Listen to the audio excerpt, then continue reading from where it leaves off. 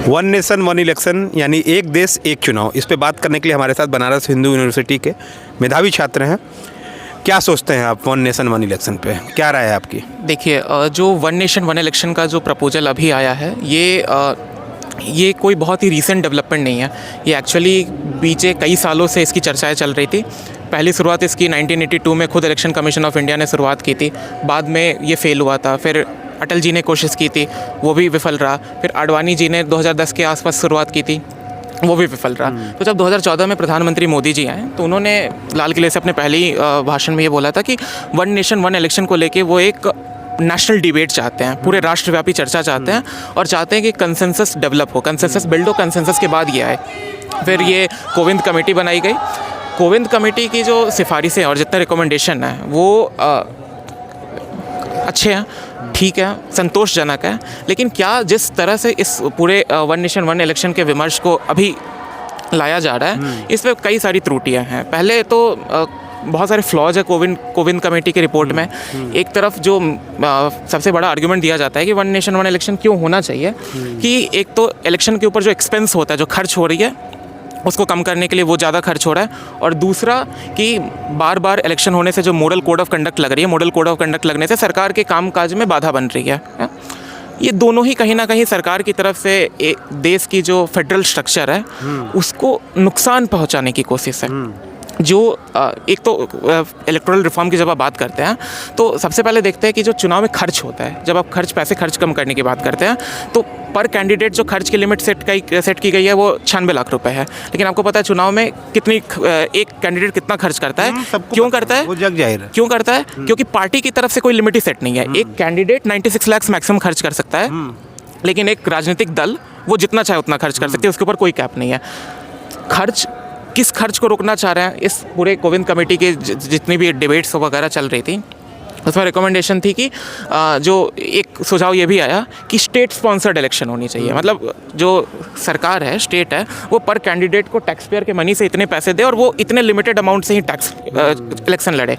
But फिर वहाँ political parties की डिस्पैरिटी आ जाती है कि जब मल्टीपल पॉलिटिकल पार्टीज इन्वॉल्व होते हैं, आप एज ए इंडिपेंडेंट कैंडिडेट चुनाव लड़ रहे हैं और इनको एक पूरे दल का साथ है, तो वो कहीं ना कहीं डिस्पैरिटी हो जाती है।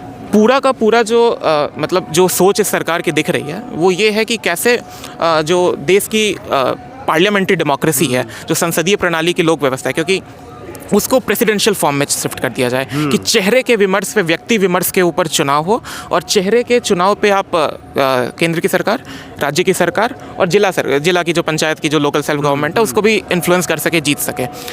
जब संविधान बनाया जा रहा था तो अंबेडकर साहब ने पूरे विश्व के तमाम संविधानों को स्टडी किया था।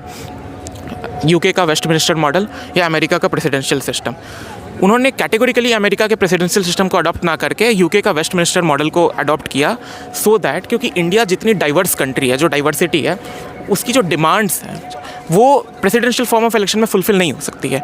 हर एक जनप्रतिनिधि जो मेंबर ऑफ पार्लियामेंट है, लोकल पॉलिटिशियन है, वो बेटर कैटर करता है। ये चुनाव जो जिस तरह से व्यक्ति विमर्श के ऊपर खड़ा कर दिया जाता है कि नरेंद्र मोदी बनाम कौन, मोदी नहीं तो कौन, या फिर अमेरिका में ट्रंप वर्सेज जो बाइडेन या कमला हैरिस, जबकि अगर देखेंगे तो ट्रंप के अलावा 30 और कैंडिडेट थे। लेकिन प्रेसिडेंशियल सिस्टम का ये नुकसान होता है कि जो हाशिए पर रहने वाले लोग हैं वो अलग हट जाते हैं। कोविंद कमेटी की रिपोर्ट में एक और सिफारिश है कि 51,558 लोगों ने रिकमेंडेशन भेजे, आम जनता से लिए गए हैं सुझाव, और उन सुझावों पे ये विमर्श किया गया है और सबने इसके पक्ष में वोट किया है। लेकिन जब आप इसके कोर में जाके देखेंगे तो ये पाएंगे कि ये जो डेटा कलेक्ट किया गया है ये एक्चुअली में जो माध्यम था लेने का वो केवल इंग्लिश और हिंदी मीडियम में था। यानी ये मेजॉरिटी रूप से ये हिंदी बेल्ट का लोगों का डेटा है। आप देखेंगे कि पूरे इंडिया का जो ज्योग्राफी है, विविधताएं हैं, कई सारी भाषाएं हैं, कई सारे क्लास हैं, कोई बहुत अमीर है, कोई बहुत गरीब है, जातियां हैं, जेंडर है, क्या इसमें महिलाओं का कितना योगदान था, इसमें उन जातियों का जो हाशिए पे हैं, दलितों का, वंचितों का, उनका कितना रोल था, क्या बाकी के राज्यों का कितना रोल था, ये कहीं ना कहीं पता नहीं चलता है।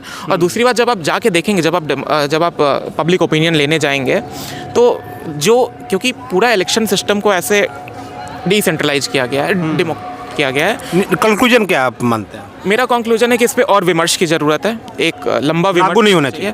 फिलहाल अभी के समय में, जब क्योंकि आज़ादी के समय से वन नेशन वन इलेक्शन लागू था, जब एक सरकार बीच बीच में गिर जाती है, 5 साल पूरी टर्म कंप्लीट नहीं कर पाती है, तो आप इस सिस्टम को कैसे रेगुलेट करेंगे? कोविंद कमेटी के अंदर है कि अगर सरकार गिर भी जाती है तो चुनाव फिर से होंगे। तो बीच में 1 साल में 2 बार आप एक चुनाव आप करा रहे हैं 5 साल के लिए, और सेम खर्च आप कर रहे हैं और चुनाव करा रहे हैं 2.5 साल के लिए। प्लस क्या रिसोर्सेज है हमारे पास?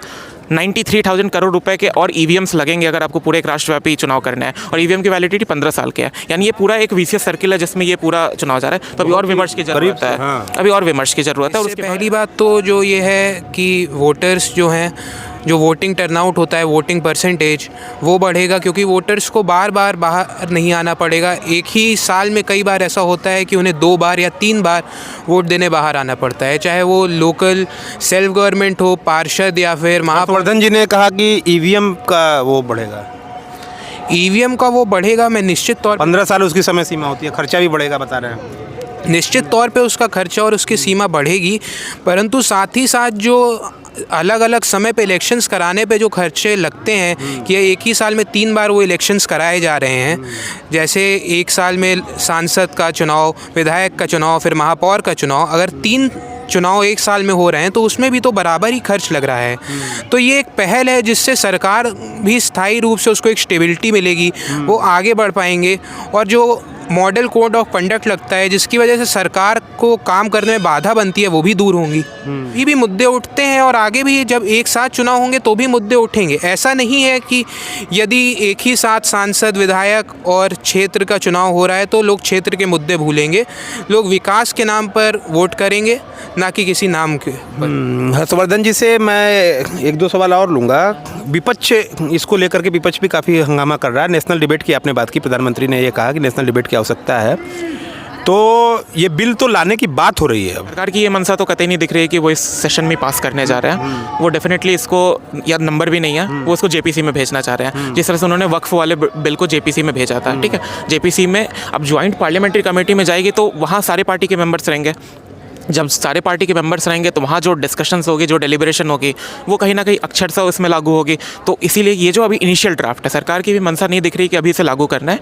ये डिस्कशन होना चाहिए। वो आइडियली आने वाले 10 सालों तक तो नहीं लग रहा कि ये वन नेशन वन इलेक्शन लागू होने वाला है। 10 साल तक नहीं होगा। ये थे हमारे साथ हर्षवर्धन जी। और यस जी कुछ और कहना चाहेंगे? जी, पूरे विश्व में और भी कई ऐसे राष्ट्र हैं जैसे कि Sweden, Spain, South Africa, Poland. इन लोगों ने पूर्णतः, जैसे Bharat one nation one election लागू करना चाहता है उस तरह तो वन नेशन वन इलेक्शन नहीं फॉलो किया है, पर इन्होंने भी काफ़ी सालों से वन नेशन वन इलेक्शन की पॉलिसी को फॉलो किया है और उनको ऐसी कोई दिक्कतें नहीं आई हैं। तो मुझे लगता है कि वन नेशन वन इलेक्शन ज़ाहिर तौर पर भारतवर्ष के लिए फ़ायदेमंद साबित होने वाला है। अभी हमारे साथ बीएचयू के छात्र जो वन नेशन वन इलेक्शन पे अपनी अपनी बात रखें। हर्षवर्धन जी, युवा पत्रकार टेलीविज़न में आने के लिए आपका बहुत बहुत धन्यवाद। शुक्रिया। YPTV यानी युवा पत्रकार हमारा चैनल है, आप ही लोगों के लिए इसमें आने के लिए बहुत बहुत धन्यवाद। यस जी, वेलकम। धन्यवाद।